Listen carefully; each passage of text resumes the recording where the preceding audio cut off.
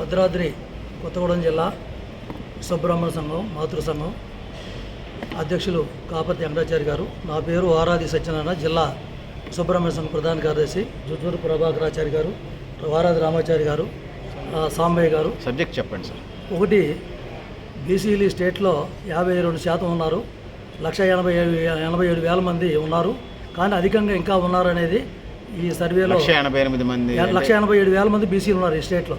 180,000 కాదు, 1,87,00,000 మంది ఉన్నారు. 1,87,00,000 మంది ఉన్నారు. వాళ్ళకి సంబంధించి ఇంకా అదనంగా ఉన్నారు కాబట్టి ప్రతి కులాన్ని కూడా 130 కులాలకు సంబంధించి సర్వే చేయాలని చెప్పేసి మేము కోరుతా ఉన్నాం. రెండవది, బీసీలకు సంబంధించి రాజకీయ రిజర్వేషన్లు ABCDE గ్రూపులు ఇవ్వాలని చెప్పేసి మేము కోరుతా ఉన్నాం. స్థానిక సంస్థలలో U/6 అని వస్తుంది. 9 జిల్లాలు, ఏజెన్సీ జిల్లాలో కొత్తగూడెం, ఖమ్మం, వరంగల్, ములుగు, ఆసిఫాబాదు ఇటువంటి 19 జిల్లాల్లో స్థానిక సంస్థలు పంచాయతీ కావచ్చు, ఎంపీటీసీలు కావచ్చు. దాంట్లో ఎస్టీకి అయితేనేమో రిజర్వేషన్ ఇస్తున్నారు, SC BC ఇతరులకి ఇవ్వట్లేదు. మాకు బీసీ నుంచి రిజర్వేషన్ BC అని స్థానిక సంస్థలు కేటాయించాలనేది మా డిమాండ్. మూడవది, ఎవరైతే సుబ్రహ్మణ్యస్ ఉన్నారో కంసాలి పని కానీ, వడ్రంగం పని కానీ, శిల్పులు కానీ, కంచర్ కానీ, కమ్మర్ కానీ, వాళ్ళు వ్యవసాయదారులకి 25 లక్షల మందికి రైతులకి ఉచిత కరెంట్ ఇస్తున్నారు, నాయి బ్రాహ్మణ్స్కి ఇస్తున్నారు, తర్వాత రజకులకి ఇస్తున్నారు. మాకు కూడా 400 యూనిట్లు కార్పొరేటర్ పనిచేసేవాడికి, ఇతర వృత్తులు చేసేవాళ్ళు మా వాళ్ళకి విశ్వబ్రాహ్మణ్స్ కూడా ఆ 400 యూనిట్లు ఉచితంగా ఇవ్వాలని చెప్పేసి రాష్ట్ర ప్రభుత్వాన్ని మేము డిమాండ్ చేస్తా ఉన్నాం. నెలకి 400 యూనిట్లు ఇవ్వాలనేది మిగతా వాళ్ళకి ఇస్తున్నారు. అదేవిధంగా కర్ర పని చేసే వాళ్ళు ఎవరైతే ఉన్నారో మాకు మేదల వాళ్ళకి ఇస్తున్నారు. వాళ్ళకి ఏది ఎదురు బొంగులు ఇస్తున్నారు కర్ర. మాకు కూడా టేక్ కానీ, మాకు కావాల్సిన కర్ర కానీ కార్పెంటర్స్కి మండలానికి ఒక యూనిట్ 50% సబ్సిడీ మీద ఇవ్వాలనేది మేము డిమాండ్ చేస్తా ఉన్నాం. అదేవిధంగా ఈ రాయి పనిచేసే శిల్పులు ఎవరైతే ఉన్నారో వాళ్ళకి రాళ్ళు కూడా 50% నుంచి క్వారీ నుంచి ఇవ్వాలని చెప్పేసి మేము కోరుతా ఉన్నాం. అదేవిధంగా ఈ ఎవరైతే విశ్వబ్రాహ్మణ్స్ ఉన్నారో, ఎవరైతే బీసీలు ఉన్నారో వాళ్ళకి ఖమ్మం జిల్లా, భద్రాద్రి జిల్లా, 9 జిల్లాలు ఏజెన్సీ జిల్లాల్లో ఇళ్ల స్థలాలు ఉన్నాయి, ఇళ్ళు ఉన్నాయి.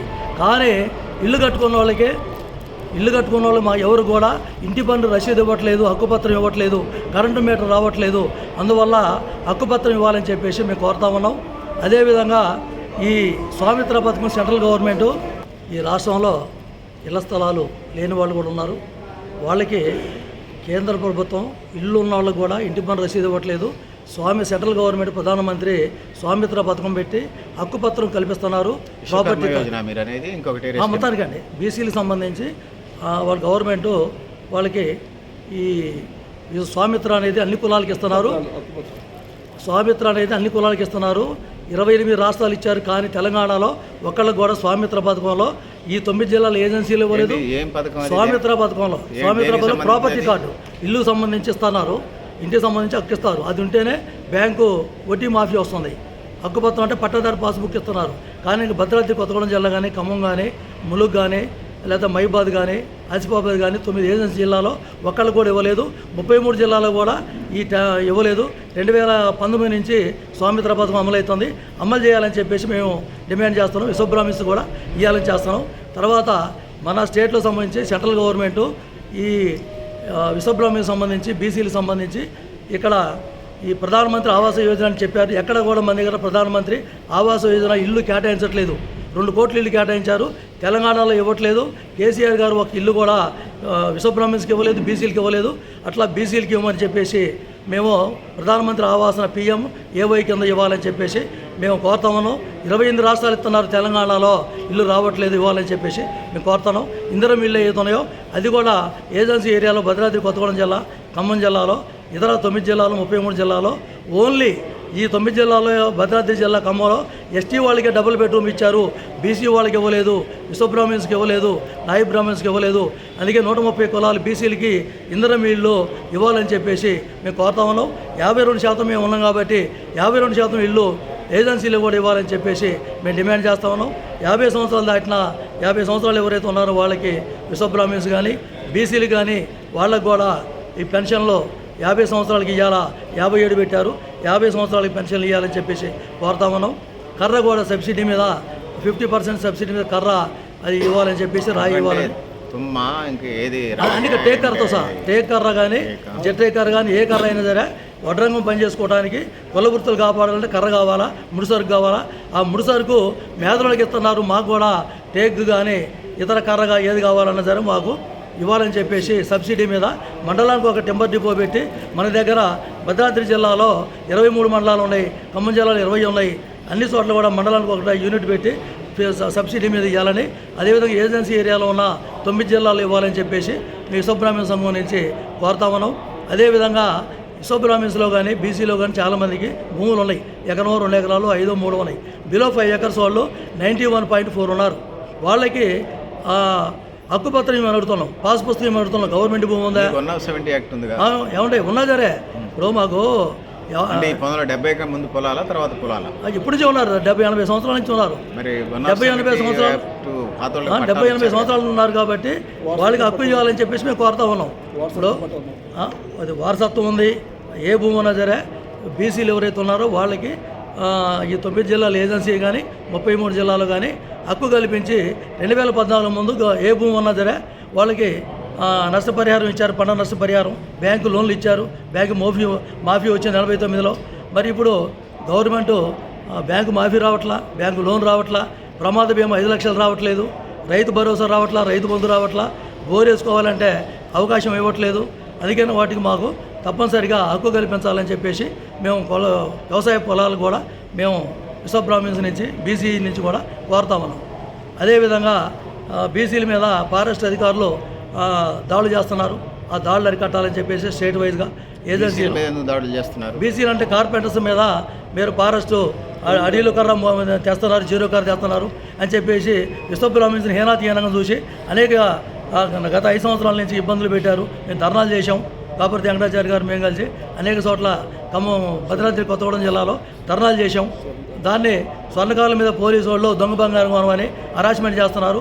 దాన్ని కూడా ఈ రాష్ట్రంలో కానీ 33 జిల్లాల్లో స్వర్ణకారులు పోలీసుల నుంచి రక్షణ కల్పించాలా. వాళ్ళని కొంతమంది ఇబ్బంది పెడుతున్నారు పోలీసులు. ఆ పోలీసు నుంచి స్వర్ణకారులకి రక్షణ కావాలా.